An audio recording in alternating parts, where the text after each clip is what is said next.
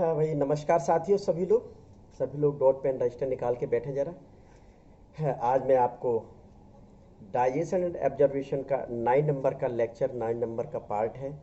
इसमें जैसा कि 8 नंबर में मैं आपको बता के आया था, लास्ट में बेटा ध्यान रखते हैं कि नहीं, लास्ट में मैंने क्या बताया था कि 9 नंबर का जो लेक्चर आएगा उसमें मैं लिवर पढ़ाऊँगा, यकृत पढ़ाऊँगा। तो ये लिवर शरीर की लार्जेस्ट ग्लैंड होती है, ये सभी को पता है। यदि नहीं पता है तो मैं बताऊँगा। लिवर की सिचुएशन क्या होती है, यकृत कहाँ स्थित होता है, यह भी बताया जाएगा। यकृत की स्ट्रक्चर जैसा कि डायग्राम दिया बनाया हुआ है, इसके बारे में भी बताया जाएगा।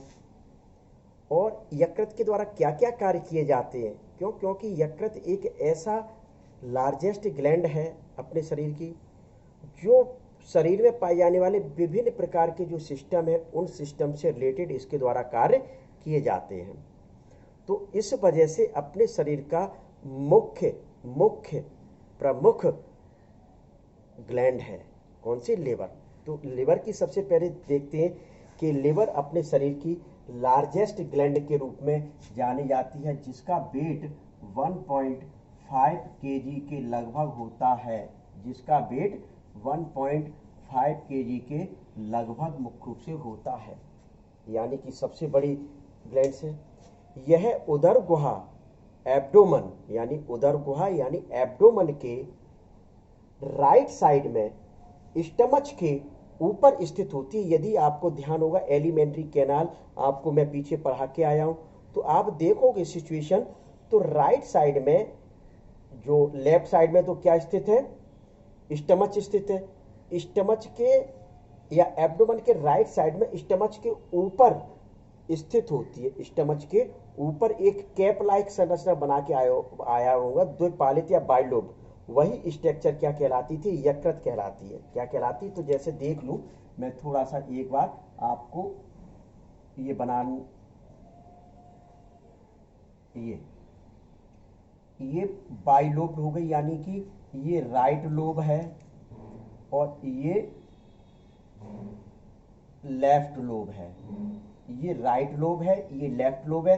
देख रहे हैं कि ये बड़ा होता है, दिखाई दे रहा है, और ये छोटा, जैसा कि साइड में बनाया हुआ क्लियर है।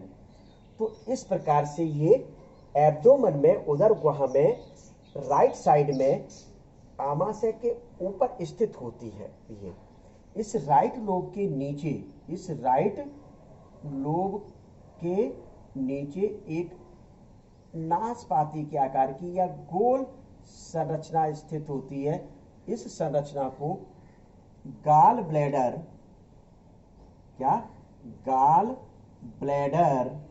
या पित्ताशय कहा जाता है। इस गाल ब्लैडर या पित्ताशय का क्या कार्य होता है, यकृत में जो पित्त रस बनता है, उसको इसी गाल ब्लैडर के द्वारा संग्रहित किया जाता है। यानी कि पित्त रस को संग्रहित करने का कार्य कौन करता है, गाल ब्लैडर या पित्ताशय करता है। स्थिति क्या होती है कि पित्त रस, बाइल जूस इसमें लगातार बन रहा है। जब ड्यूडेनम वाले भाग में भोजन होता है, तो उस समय तो इसमें बना पित्त रस सीधे ड्यूडेनम में आ जाता है।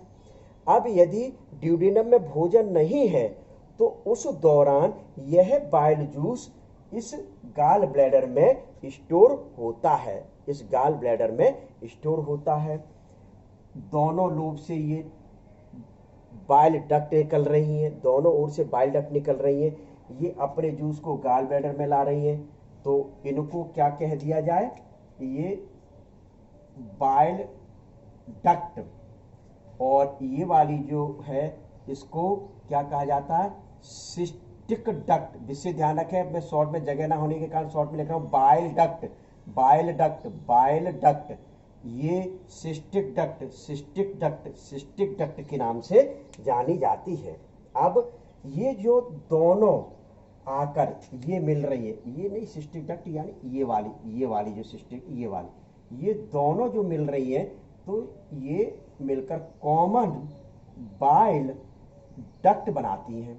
सिस्टिक डक्ट और बाइल डक्ट मिलकर क्या बना रही है, कॉमन बाइल डक्ट का निर्माण कर रही है। सिस्टिक डक्ट कौन सी नलिका होती है?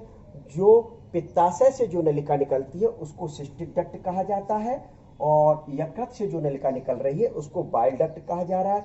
ये दोनों आपस में मिलकर एक कॉमन बाइल डक्ट बनाती हैं, और यह कॉमन बाइल डक्ट यदि आपको ध्यान होगा तो ड्यूडेनम सी शेप्ड में मैंने बनाया था। इससे क्या निकलती थी? एक लीफ लाइक स्ट्रक्चर निकली, जिसको क्या कहा गया था? ध्यान है क्या? पैंक्रियाज या अग्नाशय। इसको क्या कहा जाता था? अग्नाशय। तो ये जो अग्नाशय की जो डक्ट होती है इसको क्या कहते हैं? Pancreatic duct. अग्नाशय की डक्ट को पैंक्रियाटिक डक्ट, अग्नाशय की डक्ट को पैंक्रियाटिक डक्ट, अग्नाशय की डक्ट को पैंक्रियाटिक डक्ट। विशेष तौर पर मैं बार बार क्यों बोल रहा हूं? क्योंकि जिससे कि आप इसकी फुल फॉर्म लिख लें। तो ये देखिए, अब यहां से ये आ रही है, ये आई, ये आई, तो देखिए इस प्रकार से ये, यानी इस स्थान पर आप देख रहे हैं कि ये वाला जो स्थान है, ये वाला, ये जो स्थान है इसको ड्यूडेनम का एम्पुला ऑफ वेटर कहा जाता है। क्या कहा जा रहा है?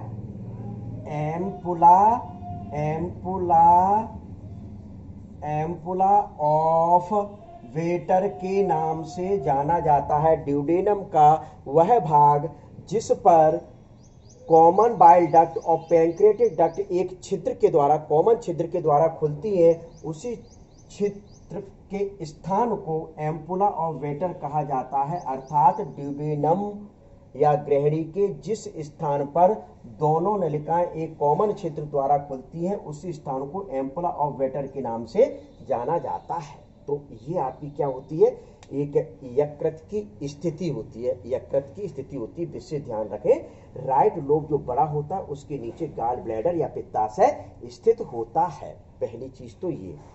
अब इसकी स्ट्रक्चर आती है, तो इसकी स्ट्रक्चर देखिए क्या होती है। बिल्कुल क्लियर कट स्ट्रक्चर में बनाने जा रहा हूं, देखेंगे आप लोग। देखें, तो आप देख रहे हैं कि ये जो मैंने दो लोब बनाए थे, दोनों लोब यानी पिंड, दोनों लोब छोटे छोटे पिंडकों से मिलकर बने होते हैं, जिनको लोब्यूल्स कहा जाता है। पिंडक को इंग्लिश में लोब्यूल्स कहा जाता है, पिंड को लोब कहा जाता है। तो यहां मैं थोड़ा सा लिख दूं, आप लोगों में कंफ्यूजन ना हो। लोब यानी पिंड और लोब्यूल्स यानी पिंडक, लोब्यूल्स का मतलब पिंडक। तो ये ध्यान रखा जाए। तो सबसे पहले ये आप देख रहे हैं कि दोनों लोब छोटे छोटे लोब्यूल से मिलकर बने होते हैं। प्रत्येक लोब, राइट और लेफ्ट लोब, छोटे छोटे पिंडकों से मिलकर बने होते हैं, लोब्यूल से मिलकर बने होते हैं। ये सभी लोब्यूल्स आपस में संयोजी ऊतक के बने आवरण गिल्सन्स कैप्सूल द्वारा अलग अलग रहते हैं, सेपरेट रहते हैं। देखिए, एक मैंने बना के बताया, तो ये गिल्सन्स कैप्सूल है जो संयोजी ऊतक का बना है। इस प्रकार से प्रत्येक लोब्यूल्स के चारों ओर संयोजी ऊतक का बना हुआ यह गिल्सन्स कैप्सूल अवश्य पाया जाएगा। ये गिल्सन्स कैप्सूल के द्वारा प्रत्येक लोब्यूल्स सेपरेट रहते हैं, अलग रहते हैं। क्लियर कट में समझ लीजिए। प्रत्येक लोब्यूल्स के मध्य में एक गोल संरचना पाई जाती है, जिसको सेंट्रल वेन्यूल कहा जाता है। और ये सेंट्रल वेन्यूल में प्रत्येक लोब की जो सेल्स होती हैं, जिनको हेपेटिक सेल्स कहा जाता है, हेपेटिक सेल्स के द्वारा जो जूस बनाया जाता है वह इसी वाले भाग में संग्रहित रहता है। और यहाँ से छोटी छोटी नलिकाएं निकलती हैं, जिनको बाइल डक्ट कहा जाता है। और वह ले जाकर जूस को, वह पित्त रस को ले जाकर या तो सीधे ग्रहणी में छोड़ेंगी जब भोजन होगा तब, और नहीं तो बाइल जूस में संग्रहित होता है। तो ये अब प्रत्येक हेपेटिक सेल्स मिलकर हेपेटिक कॉर्ड बनाती है। यानी कि क्या कहा जाए दूसरी भाषा में, हेपेटिक कॉर्ड के रूप में हेपेटिक सेल्स व्यवस्थित रहती हैं। व्यवस्थित रहती हैं। दो हेपेटिक कॉर्ड यानी एक ये मान लो, एक ये मान लो, दो हेपेटिक कॉर्ड के बीच के स्थान को हेपेटिक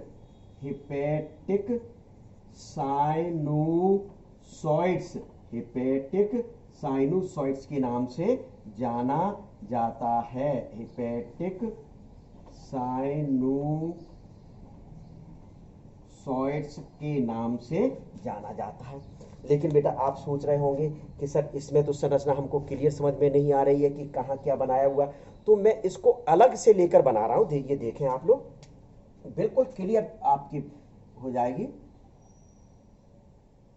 ये मैंने बनाया अलग से, देखिए एक ये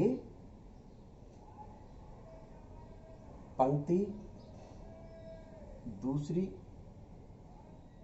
ये पंक्ति, ठीक है। अब दूसरी हेपेटिक सेल्स की पंक्ति में बनाने जा रहा हूं। एक ये, एक ये, देखें आप,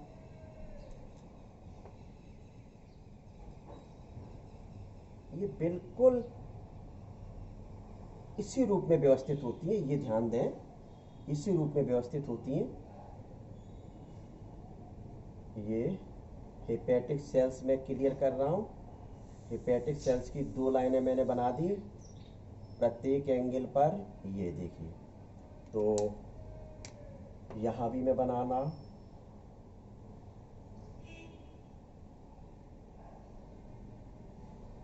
थोड़ा सा रुके, मैं अभी बताता हूं।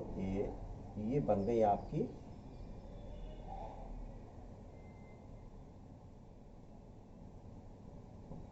सेल्स की पंक्तियां।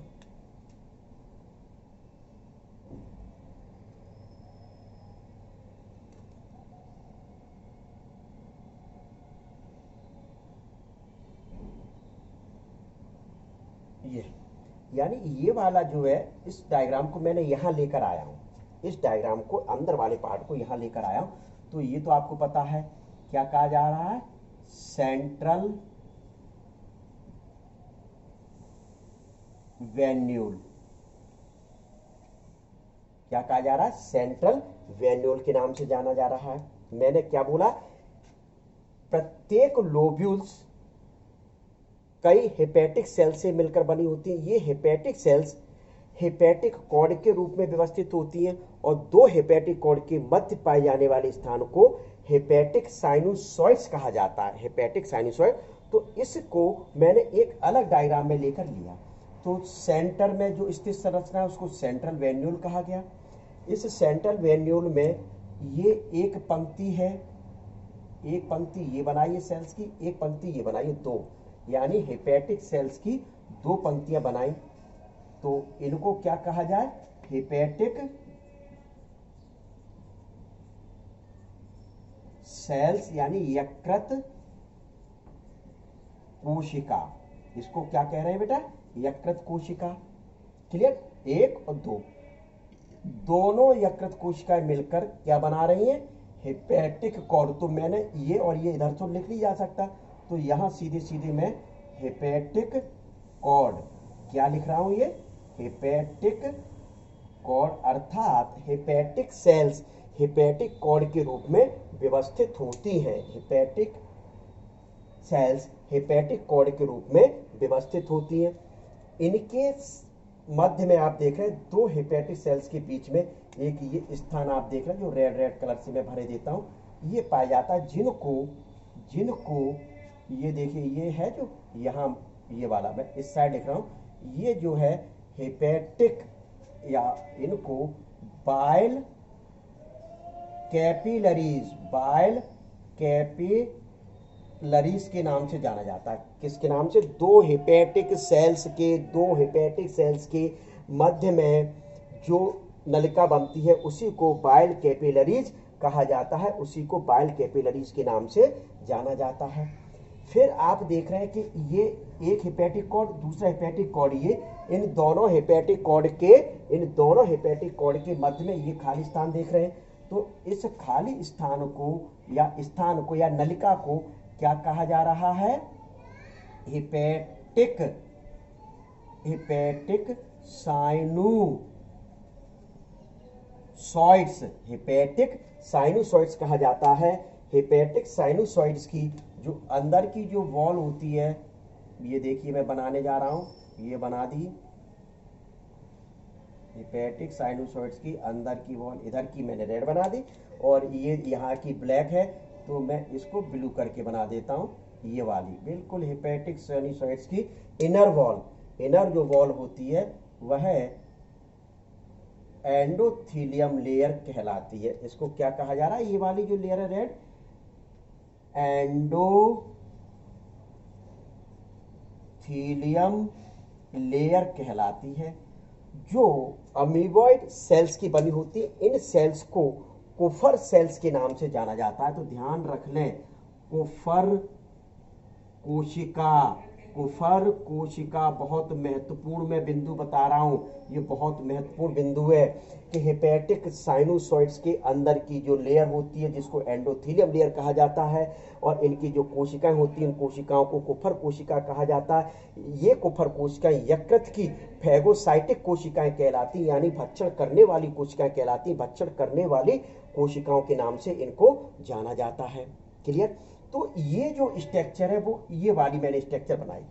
अब 1 2 3 4 एंगल पाए जा रहे हैं गिल्सन्स कैप्सूल के। एक लोब्यूल्स में 4 एंगल जैसे कोण दिखाई दे रहे हैं आपको। तो प्रत्येक कोण पर, गिल्सन्स कैप्सूल के प्रत्येक कोण पर मुख्य रूप से 3 स्ट्रक्चर पाई जाती हैं। 3 स्ट्रक्चर में अलग अलग करके बिल्कुल बना रहा हूं, इस वजह से आप लोगों की के बिल्कुल क्लियर कट में हो जाए कि अलग अलग स्ट्रक्चर आ रही हैं। ये 3 स्ट्रक्चर मुख्य रूप से पाई जाती हैं जो यकृत को रुधिर ले जाती हैं, जो यकृत को रुधिर ले जाती हैं, उसको क्या कहा जाता है, ये वाली जो स्ट्रक्चर है इसको क्या कहेंगे, हेपेटिक आर्टरी, यानी धमनी, धमनी कहा जा रहा है क्या। और ये वाली जो स्ट्रक्चर है, ये वाली जो स्ट्रक्चर है ये क्या कहला रही है, हेपेटिक पोर्टल वेन, यानी यकृत निवाहिका सिरा, क्या कहलाई, यकृत निवाहिका सिरा कहलाई। और ये वाली जो है इसको क्या कहा जा रहा है, हेपेटिक डक्टियोल, डक्टियोल के नाम से जाना जाता है। तो क्या मैं बता रहा हूं कि प्रत्येक गिल्सन्स कैप्सूल के कोण पर, ये वाला ये वाला ये वाला ये वाला, प्रत्येक गिल्सन्स कैप्सूल के कोण पर ये 3 स्ट्रक्चर पाई जाती हैं जिन्हें hepatic artery, hepatic portal vein और हेपेटिक डक्टियोल के नाम से जाना जाता है। तो ये आपका क्या है, एक लिवर की स्ट्रक्चर, ये क्या बताना है, इसमें लिवर की स्ट्रक्चर बतानी है। अब इसमें मुख्य रूप से क्या बना, जूस बना, क्या बना, लिवर सेल्स के द्वारा क्या बनाया जाता है, जूस बनाया जाता है। ये तो मैं आपको क्लियर बता चुका, लिवर सेल्स के द्वारा जूस बनाया जा रहा है, जिस जूस को बाइल जूस या पित्रस कहा जा रहा है वह इसमें एकत्रित हुआ। अब यहाँ से छोटी छोटी नलिकाएं, मतलब बाइल कैपिलरी, छोटी छोटी जो मैंने आपको बनाई, ये बाइल कैपिलरीज द्वारा मुख्य रूप से कहाँ, यदि भोजन है तो किस में छोड़ दिया जाएगा, 2 बाइल कैपिलरी मुख्य बन जाएंगी, एक राइट लोब की, एक लेफ्ट लोब की।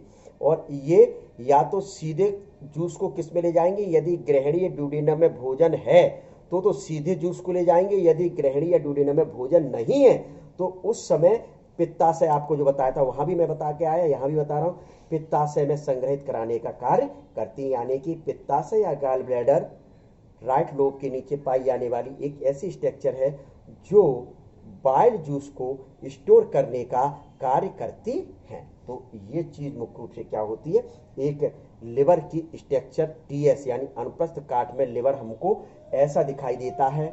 और इसको मैंने ले जाकर अलग इस प्रकार से बना दिया, क्या, इसको ले जाकर मैंने अलग इस प्रकार से बना दिया। तो अब आते हैं लिवर के फंक्शन, लिवर के क्या कार्य होते हैं, लिवर के क्या कार्य होते हैं। तो ये अब लिवर के कार्य बताए जा रहे हैं। तो लिवर के कार्य बताने के लिए बेटा इसको थोड़ा सा मिटालना पड़ेगा, क्या, इसको अपने को मिटालना पड़ेगा। तो मैं मिटाल दे रहा हूं। देखिए एक एक करके लिवर के कार्य आप और हम लोग पढ़ेंगे।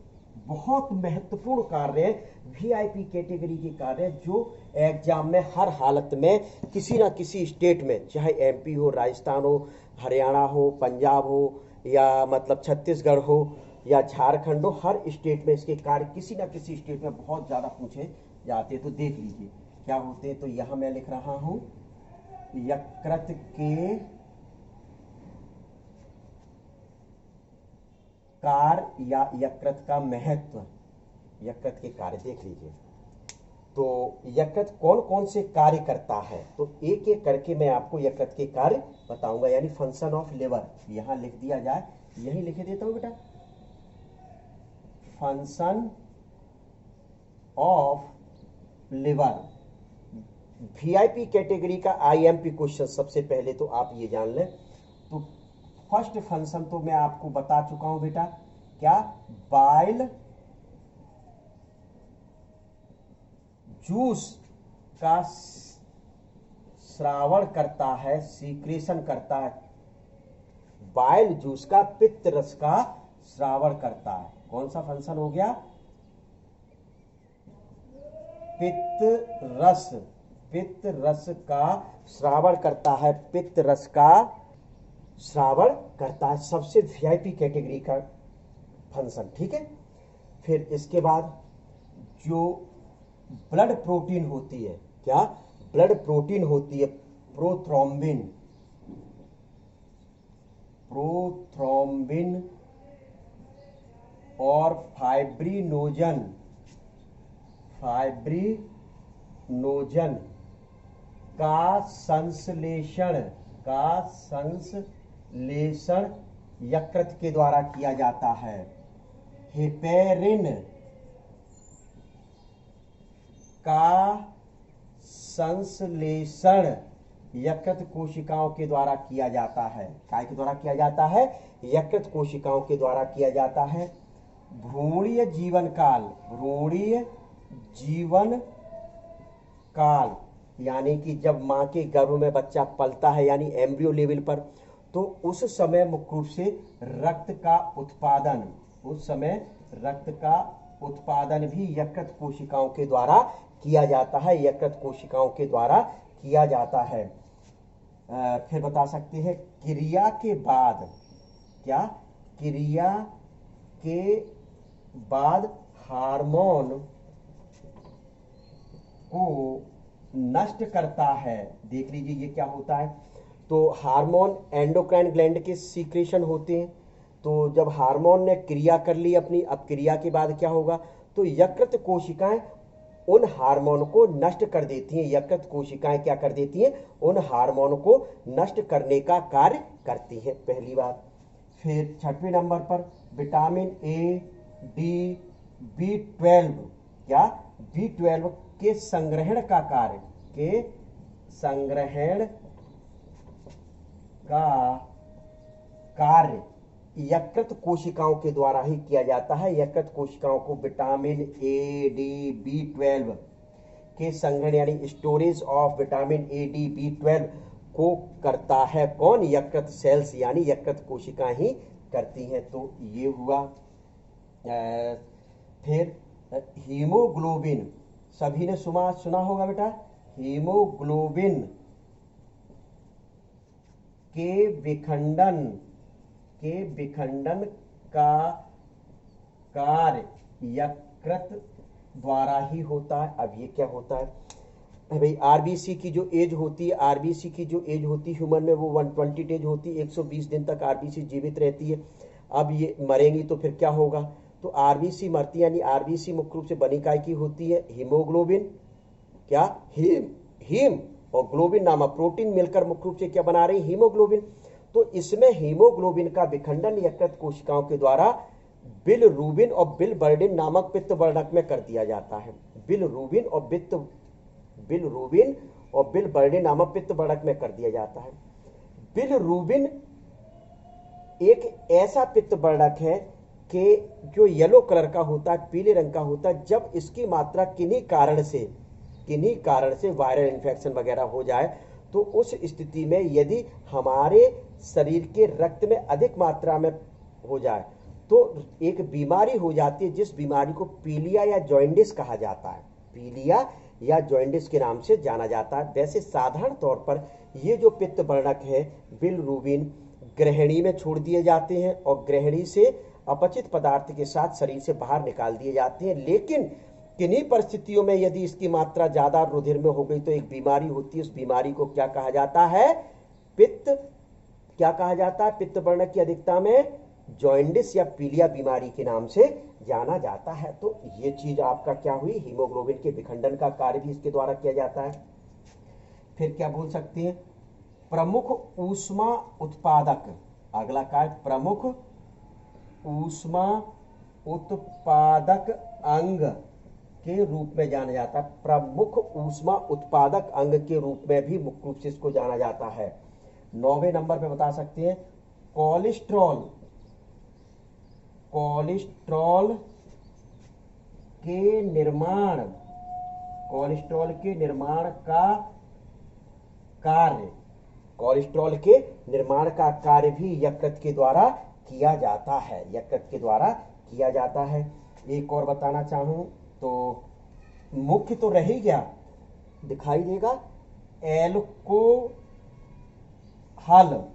एल्कोहल सभी जानते हैं, एथिल एल्कोहल कई बार नाम सुना हुआ। एल्कोहल को नष्ट करता है, एल्कोहल को नष्ट करता है। इसको अच्छे ढंग से समझना बेटा, 10 नंबर का जो पॉइंट है, एल्कोहल को नष्ट करता है। जो व्यक्ति ड्रिंक करते हैं तो ड्रिंक मुख्य रूप से आमाशय द्वारा अवशोषित होता, एब्जॉर्ब होता है। आपको मैं बता चुका, रुधिर में पहुंचा, रुधिर के माध्यम से ये यकृत कोशिकाओं में पहुंचता है। तो वहां यकृत कोशिकाओं में इनको नष्ट किया जाता है। एल्कोहल को नष्ट करते करते क्या होता है, जो व्यक्ति डेली हैवी ड्रिंकर होता है तो उनकी यकृत कोशिकाएं नष्ट होने लगती हैं। या जो हैवी ड्रिंकर होते हैं तो उनकी यकृत कोशिकाएं इसको नष्ट करते करते नष्ट होने लगती है, तो जिसके कारण एक बीमारी हो जाती है। उस बीमारी को लिवर किरोसिस कहा जाता है। क्या कहा जाता है? लिवर किरोसिस के नाम से जाना जाता है। अर्थात ड्रिंक या एल्कोहल का अधिक सेवन के फलस्वरूप यकृत कोशिकाएं नष्ट होती हैं। उसी बीमारी को लिवर किरोसिस कहा जाता है और यह बहुत खतरनाक बीमारी है। इस बीमारी में व्यक्ति का बचना मुश्किल होता है। तो ये आपको क्या है? सामान्य कार्य है। ये क्या है? 10 सामान्य कार्य है। अभी रुके, अभी डॉट पेन रजिस्टर आप लोग पकड़े रहे। इनके अलावा भी कुछ महत्वपूर्ण कार्य आ रहे हैं। इनके अलावा भी कुछ महत्वपूर्ण कार्य आ रहे हैं, ये लेकिन मिटालना पड़ेंगे। क्या 10 कार्य तो लिवर के मैंने बता दिए हैं। तो इसके बाद आपको देखिए कौन कौन से कार्य और रहते हैं। तो 11वें नंबर का फंक्शन आप पढ़ते हैं। क्या 11वें नंबर का फंक्शन देखिए, ग्लाइकोजेनेसिस। कौन से फंक्शन है? ग्लाइकोजेनेसिस। तो देखिए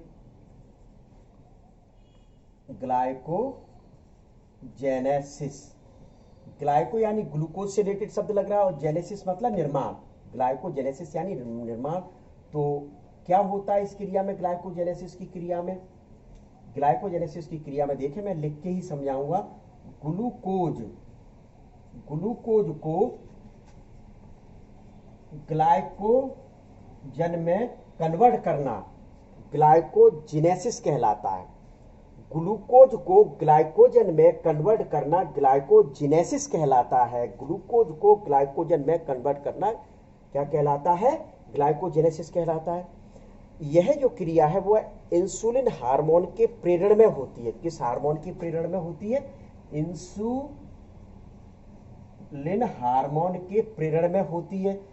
अब यदि इंसुलिन हार्मोन की कमी हो जाए तो रुधिर का जो ग्लूकोज है वह ग्लाइकोजन में परिवर्तित नहीं होगा।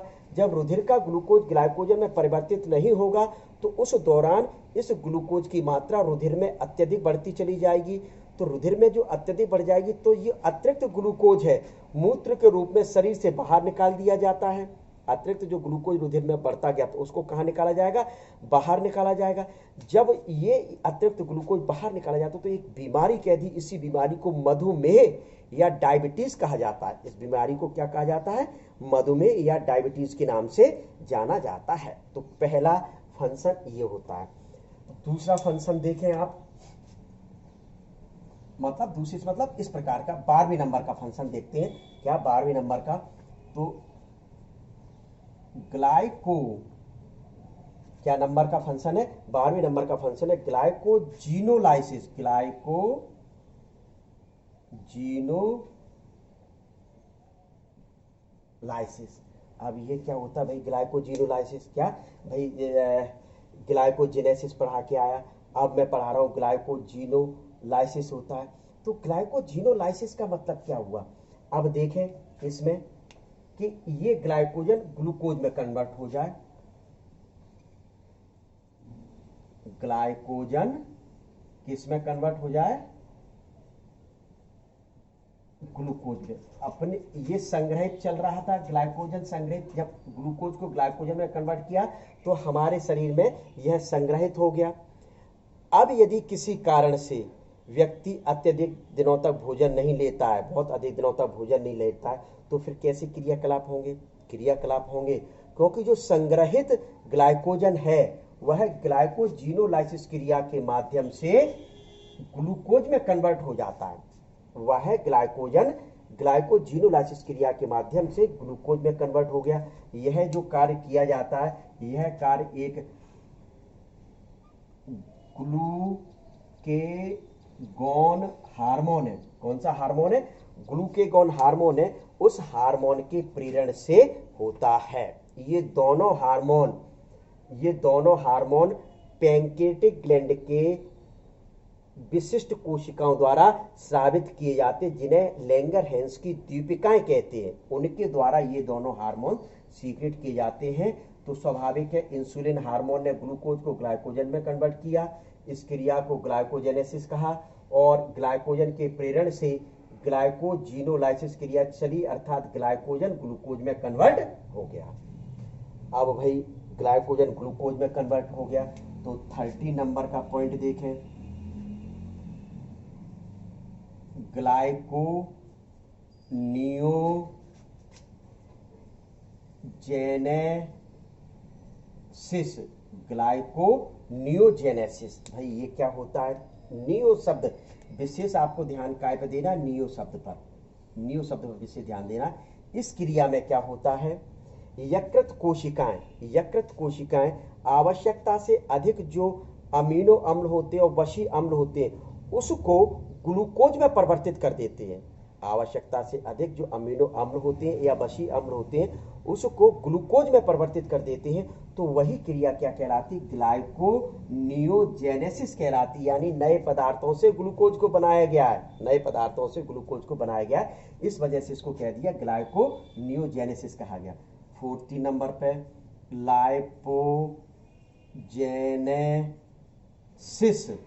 लाइपोजेनेसिस, यानी कि सीधे हो गया कि भाई ग्लूकोज ग्लाइकोजन में कन्वर्ट होकर अपने शरीर में संग्रहित है। अब यदि और भी आवश्यकता से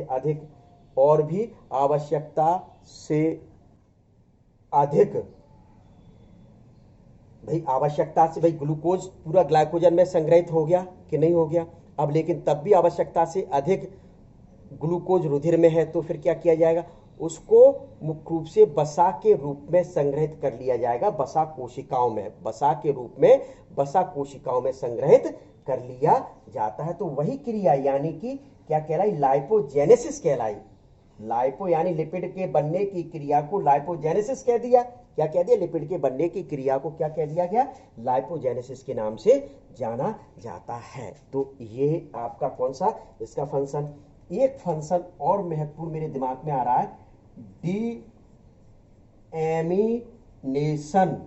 कौन सा फंक्शन है, डीएमिनेशन। भाई डीएमिनेशन क्या होता है, तो डीएमिनेशन में क्या होता है, जो अमीनो अम्ल होते हैं, अमीनो अम्ल, ये अमीनो अम्ल लिखा, अमीनो अम्ल को दो भागों में तोड़ दिया जाता है, एक तो अमोनिया में तोड़ा जाता है और दूसरा